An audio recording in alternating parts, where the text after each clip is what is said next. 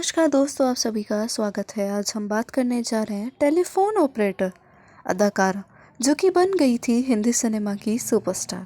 बिना डायलॉग बोले हीरो से कई गुना ज़्यादा फीस चार्ज किया करती थी। क्या आप सभी ने इनको पहचान लिया? अगर नहीं तो आप पहचान लीजिएगा अदाकारा रूबी मायर्स को। आज हम इन्हीं की बात करने जा रहे हैं। वीडियो को अंत तक देखिएगा, चैनल को लाइक और सब्सक्राइब अवश्य से कर दीजिएगा।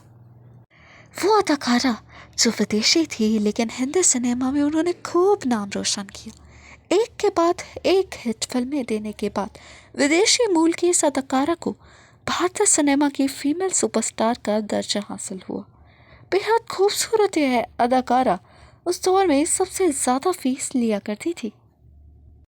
हम बात कर रहे हैं सिनेमा इंडस्ट्री की सुपरस्टार सुलोचना यानी रूबी मेयर्स की। रिपोर्ट्स की माने तो रूबी मेयर्स उस दौर में 5,000 रुपये फीस चार्ज किया करती थी, जब हीरो मात्र 100 रुपये की छोटी रकम या फीस लिया करते थे। उस समय महाराष्ट्र के गवर्नर की सैलरी तक भी उनसे बेहद कम थी। 1925 में फिल्मों में कदम रखने वाली रूबी ने करीब 65 से अधिक फिल्मी सालों में करीब अपने करियर में 107 से ज़्यादा फिल्मों में अभिनय किया। रूबी मेयर्स का जन्म 1907 में पुणे महाराष्ट्र में एक बगदादी यहूदी परिवार में हुआ था। खर्च चलाने के लिए रूबी टेलीफोन ऑपरेटर की मामूली सी नौकरी करने को मजबूर थी। टाइपिंग स्पीड में उनका कोई मुकाबला नहीं था और खूबसूरती ऐसी कि जो भी उन्हें देखता देखता ही रह जाता। इसी दौरान कोहिनूर फिल्म कंपनी के मोहन भवनानी की उन पर नजर पड़ी और रातों रात उनकी किस्मत बदल गई। मोहन भवनानी ने उनसे पूछा कि क्या वह सिनेमा में काम करेंगी, लेकिन तब रूबी ने साफ इनकार कर दिया था। लेकिन बाद में उनके मनाने पर रूबी मान गई। रूबी को अभिनय का कोई भी अनुभव नहीं था। ये मूक फिल्मों का दौर था जब फिल्मों में न डायलॉग्स थे और न ही साउंड। रूबी ने 1925 की फिल्म वीर बाला से अपने एक्टिंग करियर की शुरुआत की। फिल्मों में काम करने के लिए रूबी मेयर्स ने अपना नाम बदलकर सुलोचना रख लिया। भवनानी के डायरेक्शन में बनी फिल्मों ने सुलोचना को स्टार बना दिया, लेकिन कुछ फिल्मों के बाद सुलोचना ने कोहिनूर कंपनी छोड़कर इंपीरियल फिल्म कंपनी ज्वाइन कर ली।